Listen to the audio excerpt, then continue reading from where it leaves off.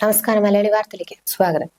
കഠിനംകുളം ആതിര കൊലപാതക കേസിൽ പിടിയിലായ പ്രതി ജോൺസൺ ഔസഫ് എലിവിഷൻ കഴിച്ചെന്ന് പറഞ്ഞത് പോലീസിനെ തെറ്റിദ്ധരിപ്പിക്കാനെന്ന് സംശയം. അമിതമായ അളവിൽ ഗുളിക കഴിച്ചിട്ടുണ്ടെന്നും കീടനാശിനി കുടിച്ചിട്ടുണ്ടെന്നും പറഞ്ഞതിനെ തുടർന്ന് ഇയാളുടെ ഉത്തരം വൃത്തിയാക്കിയിരുന്നു.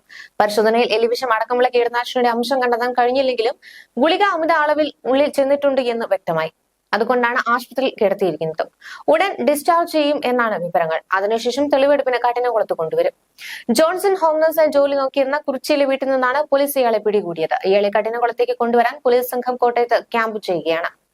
കൊല നടന്ന ദിവസം ജോൺസൺ പെരുമാതുറയിലെ വാടക മുറിയിൽ നിന്ന് രാവിലെ 6 നടന്നാണ് ആതിര താമസിക്കുന്ന വീടിന് സമീപം എത്തിയതെന്ന് പോലീസ് പറഞ്ഞു. രാവിലെ 8:30യോടെ ആതിര മകനെ സ്കൂൾ ബസ് കയറ്റിവിടുന്നതുവരെ ഈ ഭാഗത്ത് ഇയാൾ കറങ്ങി നടന്നു.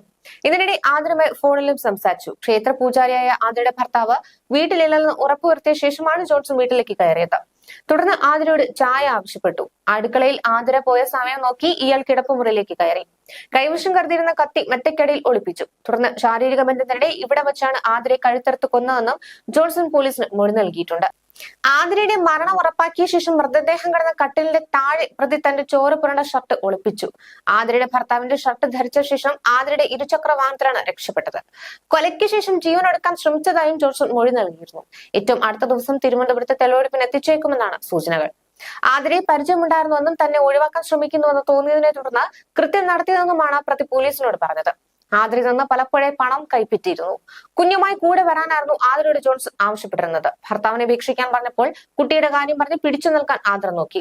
ഇതോടെയാണ് കുട്ടിയെയും താൻ നോക്കാമെന്ന വാഗ്ദാനം ആതിരയ്ക്ക് മുന്നിൽ വെച്ചത്. ഇതിനും വഴങ്ങിയില്ല. ഇതിന്റെ പകയാണ് കൊലയായി മാറിയത്. കൊലപാതക ദിവസം വീട്ടിലേക്ക് കയറിയ ജോൺസൺ ഈ നീരസം പ്രകടിപ്പിച്ചില്ല. സ്നേഹത്തോടെയായിരുന്നു ഇടപെട്ടത്. കട്ടിലേക്ക് ശാരീരിക ബന്ധത്തിനെത്തിയ സൂചനയിൽ ആതിര എത്തിക്കാനായിരുന്നു ഈ തന്ത്രം. കട്ടിലേക്ക് ആതിര എത്തിയതോടെ ജോൺസന്റെ സ്വഭാവം മാറി. പിന്നെ അതിവേഗം കൊലയും നടത്തി. ടിവിയുടെ ശബ്ദം കൂടുതൽ കാണാൻ നിലവിളി പുറത്തേക്ക് എത്തിയതുമില്ല. വായപുത്തിയായിരുന്നു കഴുത്തിലേക്ക് കത്തി കുത്തി ഇറക്കിയത്.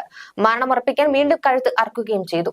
കൊല ചെയ്ത ദിവസം രാവിലെ ആതിരയുമായി ഫോണിൽ സംസാരിച്ചുവെന്നും ജോൺസൺ മൊഴി നൽകിയിട്ടുണ്ട്. ബൈക്കടക്കം വിറ്റിട്ടാണ് ആതിരയെ കാണാൻ തിരുവനന്തപുരത്ത് എത്തിയതെന്ന് പ്രതി മൊഴി നൽകി. ആതിരയെ കുത്താനുള്ള കത്തി ചിറയൻകീഴിൽ നിന്നായിരുന്നു വാങ്ങിയത്. ഈ മാസം 7-ാം തീയതി തമിഴ് കണ്ടിരുന്നു. അന്ന് തന്റെ ബുള്ളറ്റിൽ ഒരുമിച്ച് യാത്ര ചെയ്തിരുന്നുവെന്നും പ്രതി മൊഴി നൽകിയിട്ടുണ്ട്.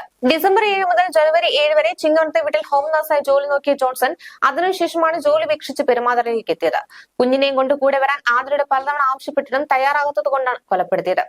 പോലീസ് പിടിയിലാകുമെന്ന് ഉറപ്പായപ്പോഴാണ് ആത്മഹത്യക്ക് ശ്രമിച്ചതെന്നും അന്വേഷണ സംഘത്തിനോട് ജോൺസൺ പറഞ്ഞു. പൂജാരിയായ ആതിരയുടെ ഭർത്താവ് ക്ഷേത്രത്തിൽ പോയതും കുട്ടിയെ സ്കൂളിൽ പോയതും ഉറപ്പുവരുത്തിയ ശേഷമായിരുന്നു ജോൺസൺ ആതിരയുടെ വീടിനുള്ളിൽ പ്രവേശിച്ചത്. ഇൻസ്റ്റാഗ്രാം വഴിയായിരുന്നു ഇരുവരും പരിചയപ്പെട്ടത്. വിവാഹത്തിന് 3 മക്കളുടെ അച്ഛനുമായ ഇയാൾ കുടുംബവുമായി പിന്നീട് വേർപിരിഞ്ഞാണ് താമസിച്ചത്. മുൻ ഭാര്യ ഇപ്പോൾ വിദേശത്താണ് ജോലി ചെയ്യുന്നത്. ന്യൂസ് ഡെസ്ക് മലയാളി വാർത്ത.